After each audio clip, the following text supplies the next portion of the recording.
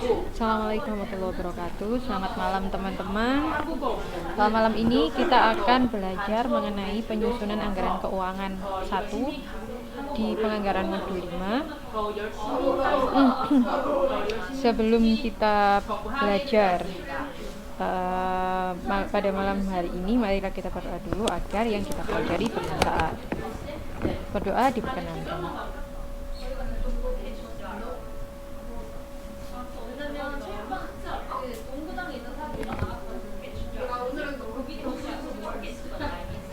Selesai. Oke. Jadi dari modul 1 sampai dengan modul 4 kita mempelajari beberapa macam anggaran. Dan sekarang kita akan menyusun anggaran keuangannya. Apakah yang akan kita buat? Yang pertama yaitu penyusunan anggaran kas. Jadi pertama kita akan membuat anggaran kas. Kas adalah uang yang siap dan bebas digunakan, yang bisa terdiri dari uang kartal dan uang giral. Uang kartal itu apa? Yang sudah baca uang kartal itu apa? Yang belum baca di buku ada, berarti uang kartal itu apa teman-teman?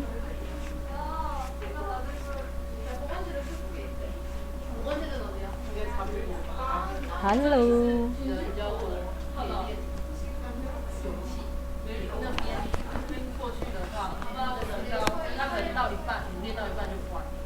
Uang kartal.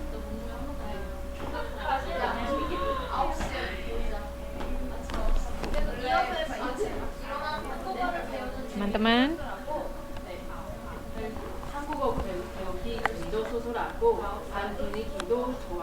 saya ditinggal. Jadi uang kas adalah uang yang siap dan bebas digunakan, terdiri atas uang kartal dan uang giral. Uang kartal itu uang yang biasa kita pakai.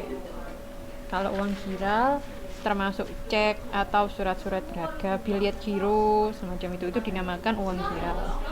Anggaran kas menunjukkan jumlah keseluruhan pembelanjaan yang diperlukan dan kapan kas diperlukan. Jadi pengeluarannya apa saja, dibelanjakan untuk apa saja, dan kapan kas diperlukan. Itu ada dalam anggaran kas.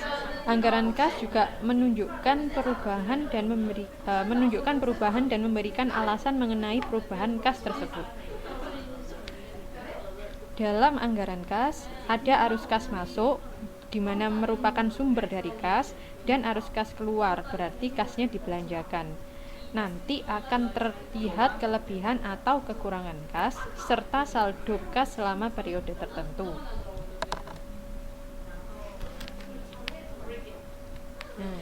Tujuan penyusunan anggaran kas, yang pertama, tujuan utamanya merencanakan posisi likuiditas sebagai dasar untuk menentukan pinjaman di masa depan dan investasi yang akan dilakukan.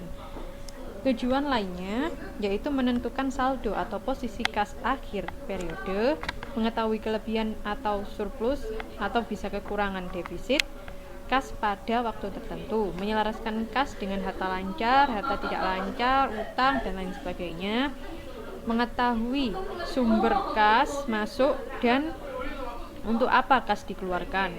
Yang kelima, mengetahui kapan piutang dapat terbayar. Yang keenam, menilai realisasi kas masuk dan kas keluar. Yang ketujuh, memperkirakan sumber kas dan belanja kas di masa datang, kemudian menunjukkan hubungan laba bersih terhadap perubahan kas perusahaan. Jadi semua ini ada dalam anggaran kas. Oke. Tujuan penyusunan kas. Kegunaannya apa?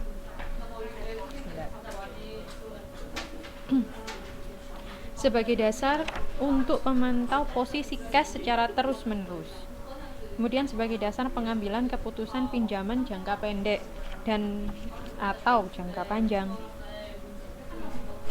Kemudian sebagai dasar kebijakan pemberian kredit.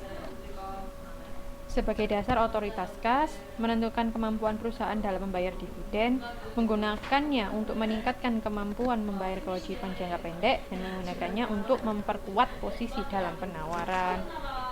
Itu mengenai kegunaan anggaran kas. Lalu faktor yang mempengaruhi anggaran kas. Apa saja yang mempengaruhi anggaran kas? Yang pertama adalah ada 3 macam. Ada 3 faktor yang mempengaruhi anggaran kas, yaitu kegiatan operasi, investasi, dan pendanaan. Apa itu kegiatan operasi? Yaitu kegiatan rutin dan terus-menerus. Misalnya pada kegiatan penjualan, maka akan terjadi kas masuk, sedangkan untuk pembelanjaan ada kas keluar. Misalnya begitu. Untuk penjualan dan pembelanjaan ini berlaku untuk semua kegiatan sebenarnya. Tapi kalau untuk operasi berarti kegiatannya rutin dan terus-menerus. Faktor yang kedua yaitu kegiatan investasi. Kegiatan meningkatkan dan menurunkan harta tidak lancar. Menjual atau membeli surat berharga jangka panjang, harta tetap, dan lain-lain. Ini adalah kegiatan investasi, misalnya membeli tanah, membeli gedung. Nah, ini investasi. Harta tidak lancar. Oke. Sedangkan untuk kegiatan pendanaan berkaitan dengan utang dan modal sendiri. Berkaitan juga dengan menerima dan membayar utang dari kreditor, menerima dan membayar modal ke pemegang saham. Misalnya mendapatkan modal dari pemegang saham, kemudian membayar dividen. Nah, itu masuk kegiatan pendanaan. Seperti itu. Ini adalah faktor-faktor yang mempengaruhi anggaran kas. Oke.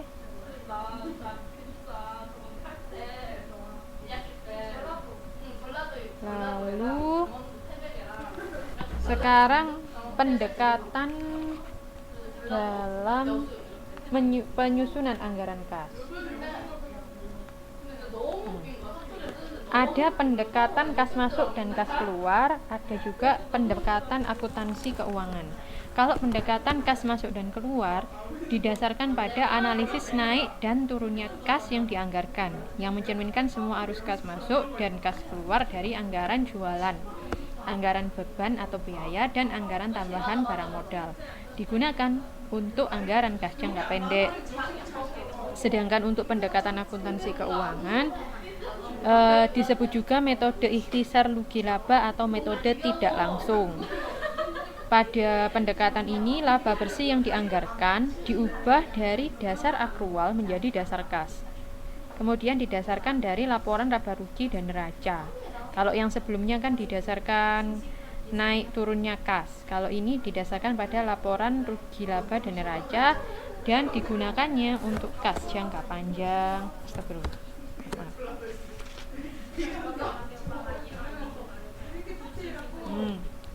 Sekarang langkah penyusunan anggaran kas. Ada 2 bentuk anggaran kas, yaitu tunggal dan campuran. Kalau tunggal disusun dengan mengelompokkan 1 kelompok kas masuk dan 1 kelompok kas keluar.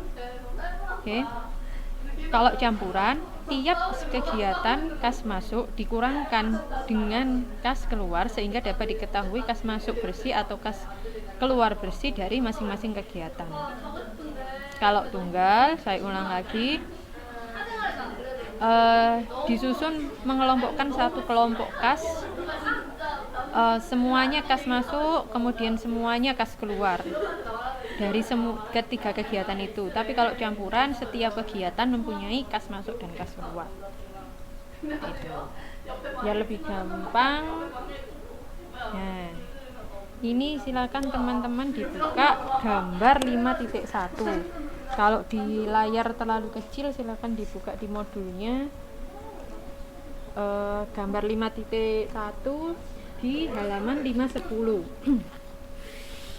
Di situ ada, seperti kita pelajari sebelumnya, ada 3 kegiatan dalam anggaran kas yang mempengaruhi anggaran kas, yaitu kegiatan operasi, pendanaan, dan investasi. Jadi yang terakhir itu kegiatan investasi ya, bukan pendanaan. Oke. Nah, dari kegiatan operasi kan itu ada panah yang masuk dari atas ke